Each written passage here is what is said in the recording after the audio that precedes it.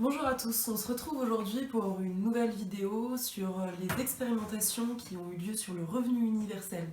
Puisque les discours théoriques c'est bien, mais c'est aussi sympa de pouvoir voir ce qui a été testé autour de ce revenu universel et ça va servir à alimenter le débat.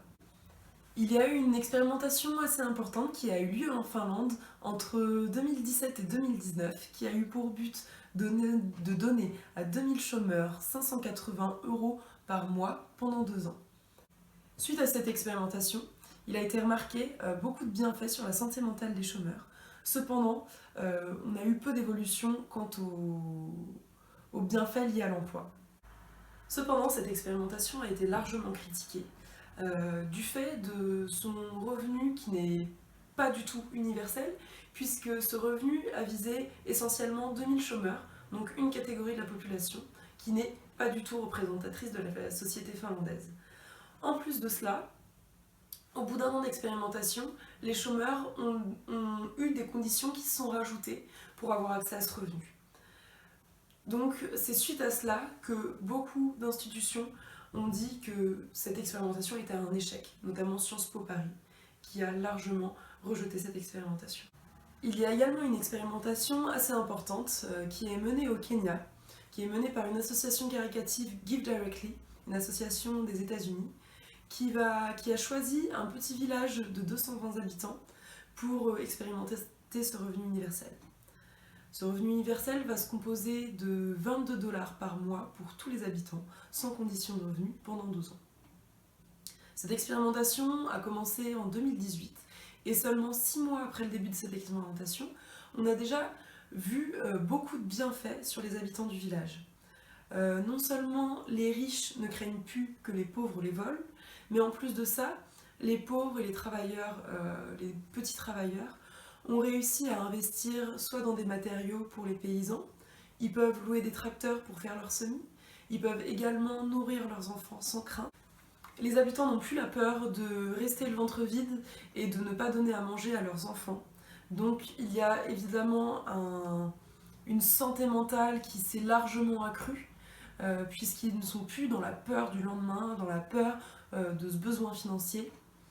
Ils sont beaucoup plus sereins et en plus de ça, longtemps après cette expérimentation, certains Kenyans ont investi l'argent qu'ils avaient gagné pour le faire fructifier plus tard. Beaucoup aussi ont investi pour agrandir leur commerce. Les habitants n'ont plus la peur de rester le ventre vide et de ne pas donner à manger à leurs enfants. Donc il y a évidemment une santé mentale qui s'est largement accrue, puisqu'ils ne sont plus dans la peur du lendemain, dans la peur de ce besoin financier. Ils sont beaucoup plus sereins et en plus de ça, longtemps après cette expérimentation, certains Kenyans ont investi l'argent qu'ils avaient gagné pour le faire fructifier plus tard. Beaucoup aussi ont investi pour agrandir leur commerce. Bien que l'expérimentation du revenu universel au Kenya peut être considérée comme une réussite même si elle n'est pas encore finie, on peut se poser si cette expérimentation est transposable dans un pays occidental comme la France, puisqu'évidemment on n'a pas les mêmes enjeux, les Kenyans et les Français n'ont pas du tout la même parité de pouvoir d'achat et n'ont pas du tout la même mentalité.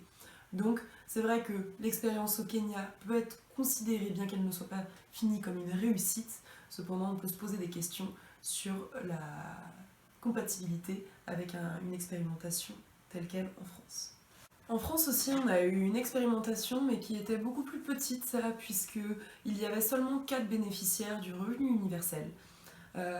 Ces bénéficiaires ont été tirés au sort, donc dans un but de faire un revenu totalement universel et représentatif d'un échantillon de la population française, bien que sur 4 personnes, c'est vraiment compliqué de faire quelque chose de précis.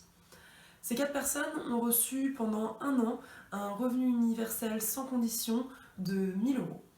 Suite à ces 1 an, on a trouvé des bienfaits relatifs, notamment une personne qui était au RSA, qui a touché ce revenu universel, puisqu'elle était au RSA, puisqu'elle était blessée et ne pouvait plus travailler. Et suite à ce revenu universel, elle a pu se soigner et par la suite retrouver un emploi.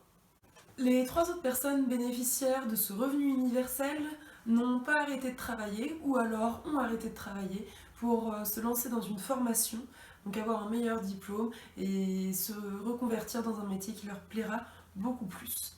Ce qui va leur permettre d'être plus heureux par la suite et de mieux s'accomplir et s'émanciper dans leur travail. On va donc relever sur 4 personnes beaucoup d'effets positifs, donc un meilleur salaire ou des meilleures conditions de travail, un travail qui leur plaît plus pour les 3. Et pour la personne qui a été arrêtée puisqu'elle était blessée, elle va pouvoir récupérer sa santé et rembourser ses dettes. Donc sur 4 personnes, c'est très peu pour une expérimentation. Cependant, sur les 4 personnes, on va trouver des effets très positifs au revenu universel. Nous avons eu plusieurs exemples d'expérimentation sur le revenu universel, mais elles sont toutes critiquables puisque le revenu universel qui a été établi au Kenya ne peut pas être transposable à 100% dans une société occidentale comme en Europe.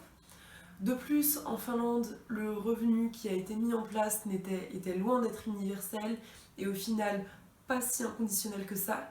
Puis le revenu universel que nous avons eu en France était seulement expérimenté sur 4 individus, ce qui ne permet pas de voir ce que ça représenterait au niveau national.